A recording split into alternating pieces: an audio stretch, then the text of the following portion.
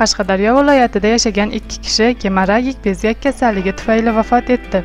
Gemorragik bezgak xavfli yuqumli kasallik bo'lib, qoramollarda uchraydigan kana orqali tarqaladi.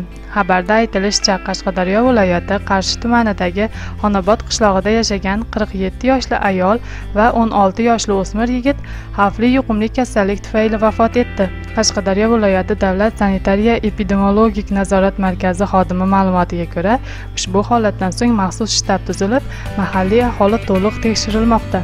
Tekshiruv davomida yana 14 kishida kana chaqish holatlari aniqlangan. Hozirgi vaqtda ularning sog'ligi xavfdan xoli. Shifokorlar ogohlantirishiga ko'ra, gemorragik kasallikda tana haroratining keskin yuqorilab ketishi, holsizlanish, chanqoq, nafas qisishi, suvsizlanish va bosh og'rishi kabi belgilar namoyon bo'ladi. Bezgak kasalligi belgilari paydo bo'lgach, bemorga 3-5 kun ichida tibbiy yordam ko'rsatilmasa, bu holat o'lim bilan tugashi mumkin. Bunday alomatlar paydo bo'lganda zudlik bilan shifokorlarga murojaat qilish zarur.